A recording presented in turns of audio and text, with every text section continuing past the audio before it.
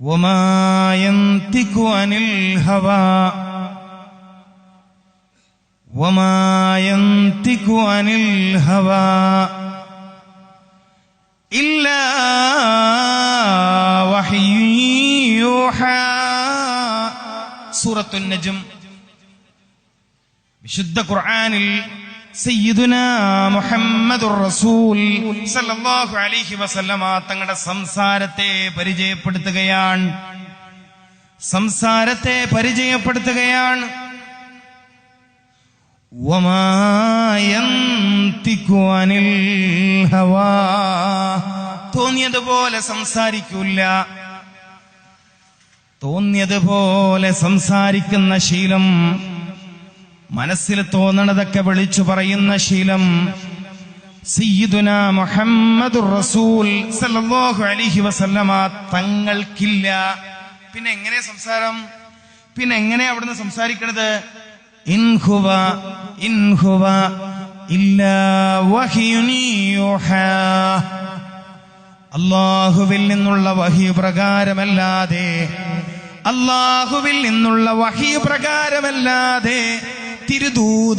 തിരുദൂതർ ഒന്നും നമ്മോട് പറയില്ല. അവിടുന്ന് പറയാ, നിന്റെ രോഗം ശിഫയാകുമെന്നാണ് മുത്ത് നബി സല്ലല്ലാഹു അലൈഹി വസല്ലമ തങ്ങൾ പറയണത്. പിന്നെന്തിനാ പേടിക്കണത്? നിങ്ങൾ പേടിക്കണത്? എന്റെ രോഗം മാറൂല എന്ന് കരുതിയിട്ട്? മാറൂല എന്ന് വിചാരിക്കുന്ന ഡോക്ടർമാരുടെ അടുത്ത് പോണോണ്ടാ രോഗം പ്രത്യേകിച്ചും മാറാത്തത്. ഞാൻ പറയാൻ ഉദ്ദേശിച്ച ഹദീസ് ഇതല്ല. ഞാൻ പറയാൻ ഉദ്ദേശിച്ചത് ഈ സദസ് ഗൗരവത്തോടെ പഠിക്കേണ്ട മറ്റൊരു ഹദീസാണ്. കിതാബ് മുസ്ലിമിൽ ബാബുൽ ഖദർ എന്ന അധ്യായത്തിൽ വന്ന ഹദീസാണ്. എന്താ ഹദീസ്? അൽ മുഅ്മിനുൽ ഖവിയ്യു. ഒന്നെല്ലാരും ശ്രദ്ധയോടെ കേൾക്കേണ്ട ഹദീസാണിത്. അൽ മുഅ്മിനുൽ ഖവിയ്യു ഖൈറുൻ വഅഹബ്ബു ഇലല്ലാഹ്. അല്ലാഹു കൂട്ടത്തിൽ നമ്മൾക്ക് ചേർത്ത് തരട്ടെ പ്രിയപ്പെട്ടവരെ. ഇത് സയ്യിദനാ മുഹമ്മദ് റസൂലുള്ളാഹി സല്ലല്ലാഹു അലൈഹി വസല്ലമ തങ്ങളുടെ വാക്കാണ്. ഞാൻ ഈ സദസ്സിനോടൊരു ചോദ്യം ചോദിക്കട്ടെ. ദുനിയാവിൽ റാഹത്തായി ജീവിക്കണം എന്നല്ലേ നിങ്ങളെല്ലാവരുടെയും ആഗ്രഹം? നിശ്ചയം ഈ സദസ്സ് നിങ്ങളെ അതിനെ സഹായിക്കും, എനിക്കുറപ്പുണ്ട്. ജീവിക്കുന്ന കാലം മുഴുവൻ റാഹത്തോടെ ജീവിക്കണമെന്ന് ആഗ്രഹിക്കുന്നവർക്ക് ഈ മജ്ലിസ് ഒരു മുസ്തശ്ഫയാണ്. മുസ്തശ്ഫ എന്ന് പറഞ്ഞാൽ രോഗം ശിഫയാകുന്ന സ്ഥലമാണ്. അല്ലാഹു അങ്ങനെ ആക്കി തരട്ടെ. രോഗം ശിഫയാകുന്ന സ്ഥലമാണ് ഈ മജ്ലിസ്, മുസ്തശ്ഫ അല്ലെങ്കിൽ മജ്ലിസു ശിഫാ, മജ്ലിസുൽ ഇൽം, മജ്ലിസു ശിഫാ. അതുകൊണ്ട് രോഗികൾ ശ്രദ്ധയോടെ ഇരിക്കുക. രോഗം വന്ന് ദുരിതത്തിലാവരുത് എന്ന് ആഗ്രഹിക്കുന്നവരും ശ്രദ്ധയോടെ ഇരിക്കുക. രണ്ടു കൂട്ടർക്കും വേണ്ടി പറയുകയാണ്. അൽ മുഅ്മിനുൽ ഖവിയ്യു, ആരോഗ്യവാനായ സത്യവിശ്വാസി, ഖൈറുൻ വഅഹബ്ബു ഇലല്ലാഹ്, അല്ലാഹുവിങ്കൽ ഏറ്റവും ഖൈറായവൻ, അല്ലാഹുവിങ്കൽ ഏറ്റവും ഖൈറായവൻ, വഅഹബ്ബു ഇലല്ലാഹ്, അല്ലാഹുവിന് ഏറ്റവും ഇഷ്ടമുള്ളവൻ. ആരേക്കാൾ? മിനൽ മുഅ്മിനിൽ ദഈഫ്. ഞാൻ ആവർത്തിച്ചു പറയുന്നു, ഇത് രോഗികളെ സങ്കടപ്പെടുത്താൻ പറയുന്നതല്ല. ഞാൻ ഈ രോഗികളെ സങ്കടപ്പെടുത്താനല്ല ഈ ഹദീസ് പറയുന്നത്. നിങ്ങൾ വേഗം രോഗത്തിൽ നിന്ന് രക്ഷപ്പെടാനുള്ള വഴി നോക്കിക്കോളി. ഖുർആനിലുണ്ട്, ഹദീസിലുണ്ട്. തിബ്ബുൻ നബവി എന്ന, പ്രൊഫറ്റോപ്പതി എന്ന, ഇസ്ലാമിക് മെഡിസിൻ എന്ന ലോകം വാഴ്ത്തിയ മെഡിക്കൽ സയൻസിൽ സർവരോഗ ശമനത്തിന്റെ വഴിയുണ്ട്. ഈ അടുത്ത് മരിച്ചുപോയ സ്റ്റീഫൻ ഹോക്കിംഗ് അദ്ദേഹത്തിന്റെ രോഗം ശിഫയാക്കി തരാമെന്ന് പറയാൻ ധൈര്യമുണ്ടായ ഡോക്ടർ ദസ്തകീർ അഹമ്മദ് ഇസ്ലാമിക സമൂഹം ലോകത്ത് വലിയ അത്ഭുതങ്ങൾ ഉണ്ടാക്കിയിട്ടുണ്ട്. സ്റ്റീഫൻ ഹോക്കിംഗ് കേട്ടിട്ടില്ലേ? പ്രതിദിനം ജീവൻ നിലനിർത്താൻ ലക്ഷക്കണക്കിന് ഡോളർ അമേരിക്കക്കും അനുബന്ധ രാജ്യത്തിനും ചെലവ് വന്നിരുന്നു അദ്ദേഹത്തെ ജീവൻ നിലനിർത്താൻ. 40 ദിവസം കൊണ്ട് ഖുർആനികമായ വൈദ്യശാസ്ത്രത്തിലൂടെ സ്റ്റീഫൻ ഹോക്കിങ്ങിനെ എഴുന്നേൽപ്പിച്ച് നടത്താൻ എനിക്ക് കഴിയുമെന്ന് വേൾഡ് ഹെൽത്ത് ഓർഗനൈസേഷനോട് വിളിച്ചു പറയാൻ മാത്രം ഖുർആൻ കയ്യിൽ പിടിച്ച ഒരാൾക്ക് ധൈര്യമുണ്ടായിട്ടുണ്ട്. പിന്നെ നിങ്ങൾ എന്തിനാ പേടിക്കണത്? ഏതൊരു കാര്യത്തിൽ നിങ്ങൾ പേടിക്കണം?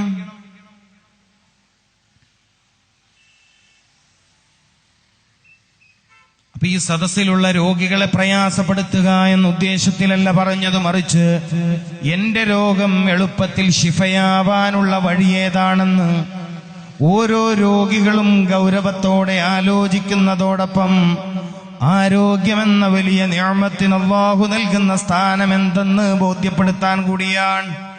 ആരോഗ്യത്തിന് അല്ലാഹു ഇത്രയും വലിയ സ്ഥാനം കൊടുത്തിട്ടുണ്ടോ എന്ന് ബോധ്യപ്പെടുത്താനാണ് ഞാൻ ഈ ഹദീസ് പറഞ്ഞത്. അഹബ്ബു ഇലല്ലാഹ്, അല്ലാഹുവിനെല്ലാവരോടും ഇഷ്ടമാണ്, അല്ലാഹുവിനെല്ലാവരോടും വലിയ ഇഷ്ടമാണ്. പക്ഷേ ആരോഗ്യവാനോട്, രോഗമില്ലാത്ത മനുഷ്യനോട് കൂടുതൽ ഇഷ്ടമാ. മിനൽ മുഅ്മിനിൽ ലഈഫ്, മിനൽ മുഅ്മിനിൽ ലഈഫ്, ലഈഫായ മുഅ്മിനിനോടുള്ളതിനേക്കാൾ. വയസ്സായിട്ട് ലഈഫായ ആളുകളെ അല്ല ഈ പറയണത്. 35 വയസ്സുള്ളപ്പോ കിഡ്നി രോഗം വന്ന ആളെ കുറിച്ചും ഹാർട്ട് രോഗം വന്ന ആളെ കുറിച്ചും എല്ല് രോഗം വന്ന ആളെ കുറിച്ചുമാണ് ഈ പറയണത്. അല്ലാണ്ട് 60 വയസ്സ് കഴിഞ്ഞു തളർന്നു പോയവരെ കുറിച്ചല്ല.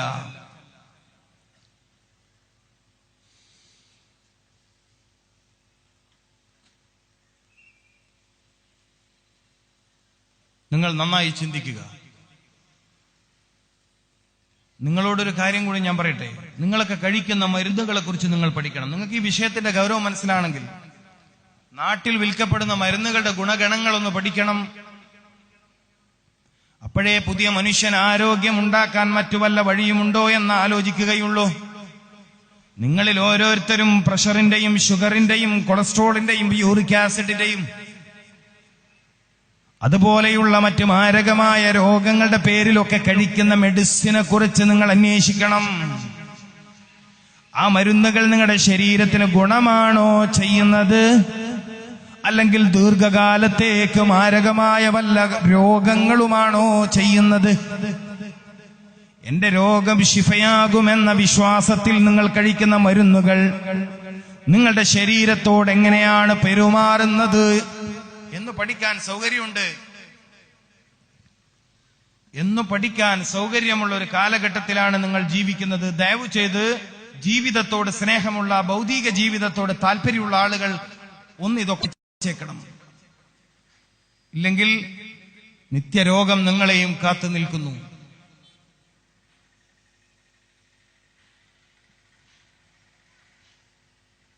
അപ്പൊ ഞാൻ പറഞ്ഞു വന്നത്, പരിശുദ്ധമായ ഇസ്ലാമിൽ മനുഷ്യന്റെ ആരോഗ്യത്തിന് വലിയ പവിത്രമായ സ്ഥാനമുണ്ട്. ഖുർആനിലുണ്ട്, ഹദീസിലുണ്ട്, അഇമ്മത്തിന്റെ ജീവിതത്തിലുണ്ട്. വലിയ സ്ഥാനമുണ്ട് നല്ല ആരോഗ്യമുള്ള മനുഷ്യന്. നിഅമതാനി മഅബൂനും ഫീഹിമാ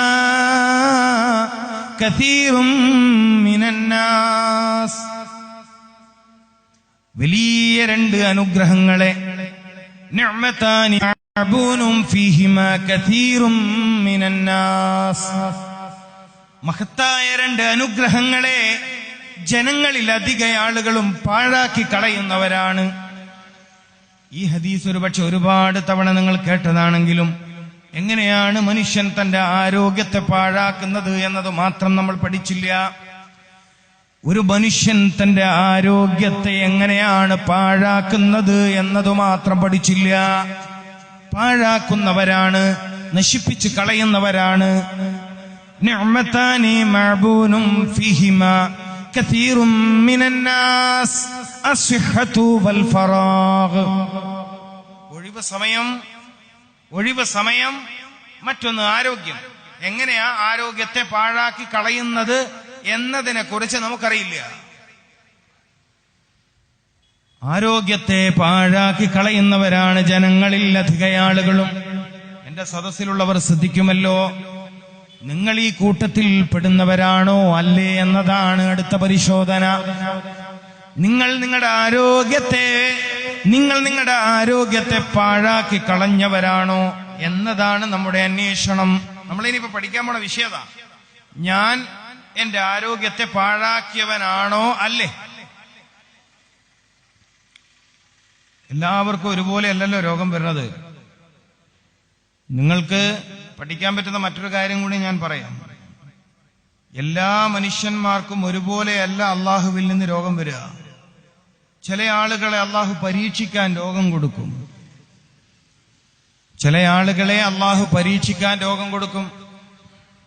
എന്നാൽ ചില ആളുകൾക്ക് രോഗം വരുന്നതോ, ചില ആളുകൾക്ക് രോഗം വരുന്നത് പരീക്ഷിക്കാൻ കൊടുത്ത രോഗമല്ല. ചില ആളുകൾക്ക് അള്ളാഹു രോഗം കൊടുക്കുന്നത് അവന്റെ ളുൽമിനുള്ള ശിക്ഷയായിട്ടാണ് രോഗം കൊടുക്കുന്നത്.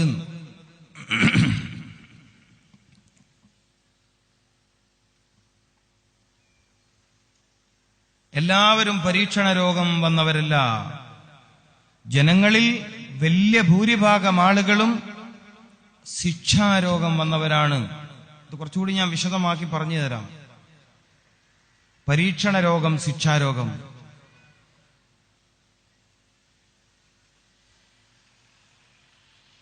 പുതിയ കാലത്തെ പല രോഗങ്ങളും പരീക്ഷണ രോഗമല്ലെന്നാണ് ബോധ്യമായിട്ടുള്ളത്. പുതിയ കാലത്തെ പല രോഗങ്ങളും പരീക്ഷണ രോഗമേ അല്ല, ശിക്ഷാരോഗമാണ്. എന്തിന്റെ ശിക്ഷയാണെന്ന് ചോദിക്കുമ്പോഴാണ് ഈ ഹദീസ് ഓർമ്മ വരുന്നത്. ഏത് ഹദീസ്? നിഅമതാനി മഅബൂനും ഫീഹിമാ കസീറും മിനന്നാസ്. ശിക്ഷാരോഗം ഒന്നിവിടെ ശ്രദ്ധിച്ചാൽ ചികിത്സ എളുപ്പമാകും, രോഗം ശിഫയാവാൻ എളുപ്പമാകും. ശിക്ഷാരോഗം എനിക്ക് എങ്ങനെയാ വന്നത് എന്നതറിയാൻ താല്പര്യമുണ്ടെങ്കിൽ ഉടനെ പോവേണ്ടത് മറ്റൊരു ഹദീസിലേക്കാണ്. ആ ഹദീസാണ് ഞാൻ ഓതിയത്. നിഅമതാനി മഅബൂനും ഫീഹിമാ കസീറും മിനന്നാസ്. ആരോഗ്യത്തെ പാഴാക്കി കളയുന്നവരാണ്. അപ്പൊ എനിക്ക് പ്രമേഹ രോഗം വന്നത് അതിന്റെ ഉത്തരവാദി ഞാനാണ് എന്നർത്ഥം. എനിക്ക് കരള് രോഗം വന്നതിന്റെ ഉത്തരവാദി ഞാൻ തന്നെയാണ് എന്നർത്ഥം. പ്രഷറിന്റെ കംപ്ലൈന്റ് വരാൻ കാരണം ഞാൻ തന്നെ. സ്ട്രോക്ക് വരാൻ പുതിയ കാലത്തെ ചെറുപ്പക്കാര് ഭയപ്പെടേണ്ട മറ്റൊരു രോഗേത ആക്സിഡന്റിൽ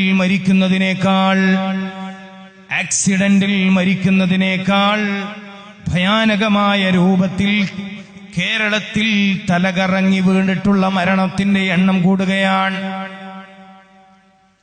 ആക്സിഡന്റിൽ മരിക്കുന്നതിനേക്കാൾ, എന്റെ സദസ്സ് ശ്രദ്ധിക്കുന്നുണ്ടല്ലോ അല്ലേ, ആക്സിഡന്റിൽ മരിക്കുന്നതിനേക്കാൾ കൂടുതൽ ആളുകൾ തലകറങ്ങി വീണ് മരിക്കുന്നു. കുഴഞ്ഞു വീണ് മരണം എന്നാ അതിന്റെ പേര്.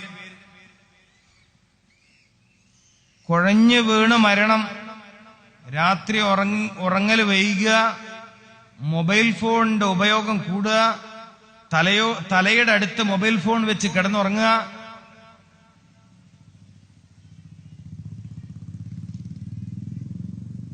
ശ്രദ്ധിക്കുന്നുണ്ടല്ലോ അല്ലേ? ഇത്തരം കാരണങ്ങൾ. തലയുടെ ഭാഗത്താ മൊബൈൽ ഫോൺ വെക്കുന്നേ. ചില ആളുകൾക്ക് രാവിലെ എഴുന്നേൽക്കാനുള്ള അലാറമാണത്.